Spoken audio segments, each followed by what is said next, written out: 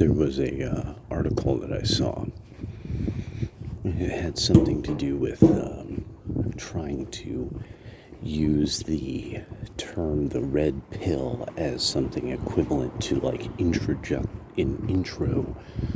to neo-fascist, neo-Nazi thinking, blah blah blah.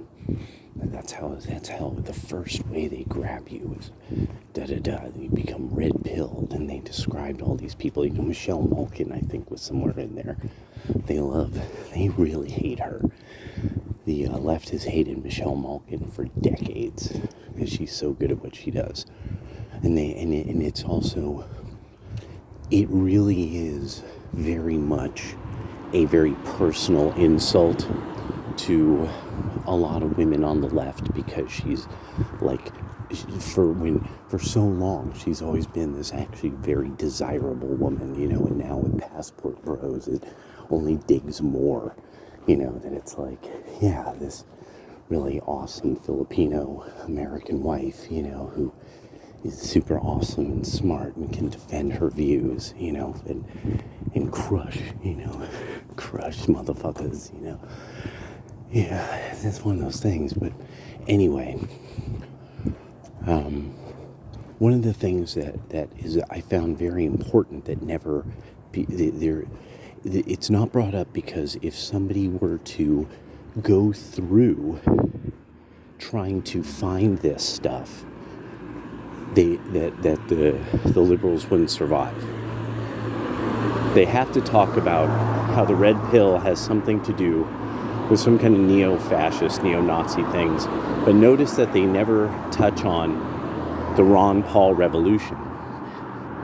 Nobody ever discusses the Ron Paul Revolution. They never talk about like how much that influenced what people started to research online about politics, that changed the entire right wing. In fact, a lot of people, because they also don't want atheism plus and the total collapse of that being seen, because all of this would only make sense in the terms of vanity.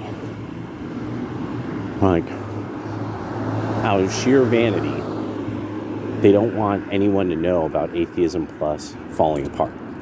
Out of sheer vanity, they don't really want to know how popular Ron Paul got. That then caused people to look up the Austrian school, and so there becomes all of these then libertarians and Austrian school type thinkers throughout the Western world who start arguing this all online. And you see eventually what this leads you to is, of course, the anarcho-capitalist King of Canada,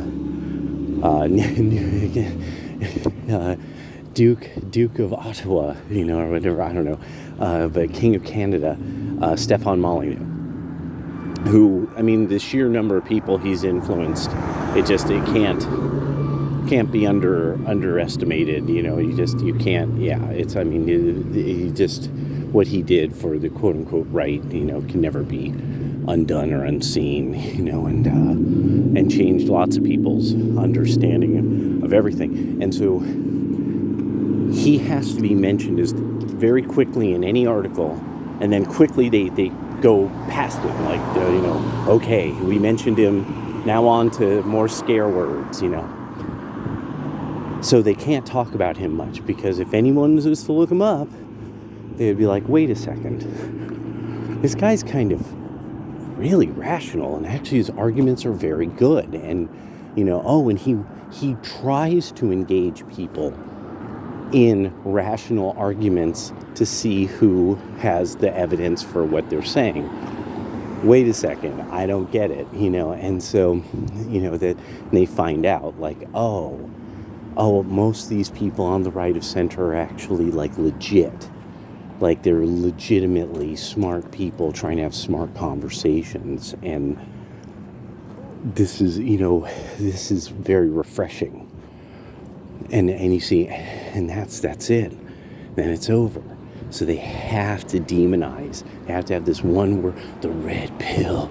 It makes you into Mussolini plus Hitler and Tico and all the bad guys. It's all of them all rolled into one. They all get rolled up and made into a pill. And it causes you to not want to be a vegetarian or vegan. And you want to have sex with women. All right, I'll talk to you guys later.